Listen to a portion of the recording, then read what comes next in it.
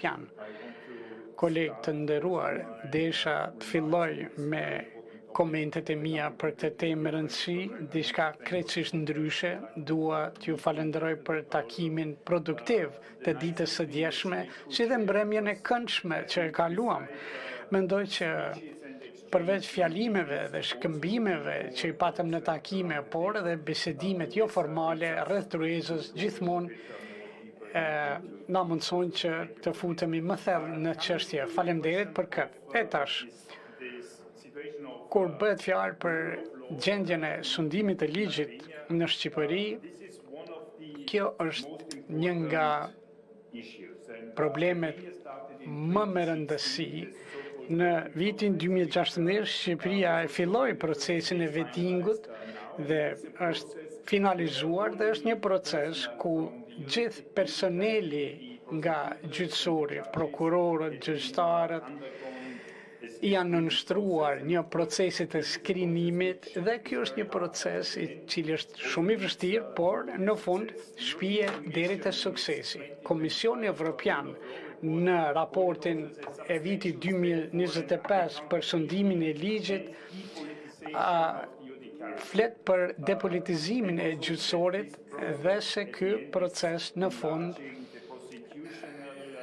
zgjeron autonominë e prokurorisë, që do thot prokurorët dhe autoritetet e prokurorëve mund të bëjnë ndjekje penale kurdo që e shohin të arsyeshme se duhet ta bëjnë një gjë të tillë.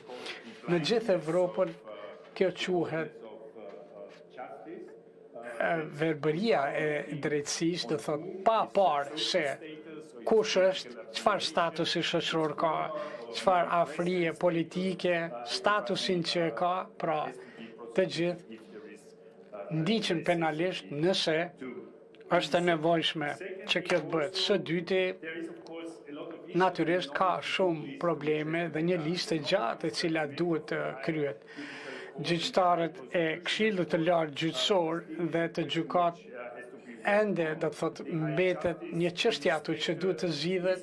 Inspektori i drejtësisë së lartë është operacional por i kufizuar për shkak të pozitave që janë ende të lira, pra një situatë për shkak të procesit të vettingut dhe të gjithë e dim që këtu kjo duhet të zgjidhet në të ardhmen. Po ashtu mendoj se është me rëndësi që të rritet fusha e trajnimeve në gjyqësor dhe të punohet edhe në burimet, pra pengesat për sa i përket burimeve njerëzore dhe financiare. Raporti i Komisionit në vitin 2024 nga Komisioni Evropian tregon për progresin në luftën kundër korrupsionit dhe adresimin e korrupsionit të nivelit të lartë dhe mendojmë që kjo është shumë e rëndësi dhe në numër njerëzish janë hetuar, ndjekur penalisht dhe dënuar për shkelje të natyrës së korrupsionit. Përveç kësaj, korrupsioni mbetet një problem dhe është një projekt interesant i qeverisë në Shqipëri, që është inteligjenca artificiale, pra që mund të ndihmoj po ashtu me ndihmën e inteligjencës artificiale që të punohet në këto çështje. Mendoj që me që problemi nuk ka të bëjë vetëm me politikën, por ekonominë, kompanitë e huaja që planifikojnë të investojnë, pra është një hap me rëndësi që të ketë zhvillim. Shqipëria ka miratuar strategjinë antikorrupsion 2024-2030 dhe kjo është shumë rëndësi. SPAK-u është një nga institucionet që është themeluar, është jashtëzakonisht i pavarur, ligjërisht dhe në mënyrën e operimit të vetë.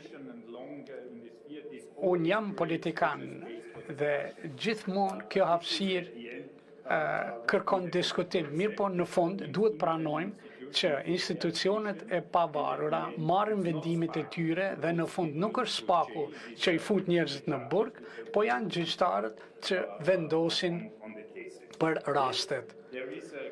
Po, ka kritik për numrin e kufizuar personelit dhe kozgjatjes mandateve. Kjo është një çështje ku Shqipëria duhet të punoj, pra kur bëhet fjalë për ndjekjen penale dhe paraqitjen apo thirrjen në gjykat. Kjo është një çështje jo vetëm që lidhet me disponueshmërinë e burimeve, hetimeve, por edhe kompleksitetit të rasteve. Dhe pika e fundit që desha ta nënvizoj, përveç numrit të lartë të pozitave të lira në gjyqësor, ka edhe probleme të tjera të cilat janë adresuar në raportin e OSBE ODIHR-it për zgjedhjet.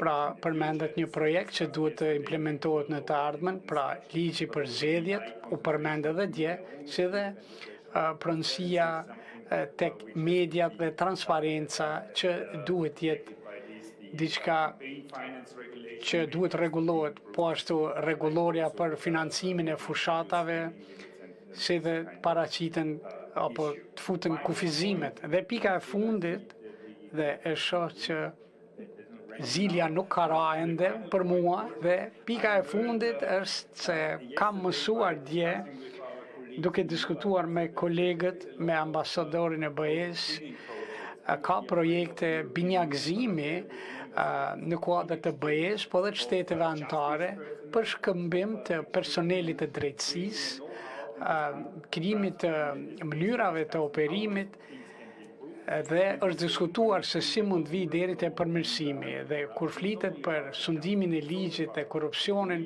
nuk bëhet fjalë vetëm për drejtësinë, por edhe për policinë, edhe për institucionet financiare, dhe kjo ka të bëjë edhe me sigurinë e punës, kontrollimit të ligjit të punës, nëse respektohet ose jo, dhe në veçanti këto projekte binjagëzimi janë një mënyrë shumë e mirë, jo vetëm për të punuar në bazën ligjore, por edhe të punohet bashkërisht që në fond pastaj të ketë njerëz të cilët do të bëjnë implementimin e duhur.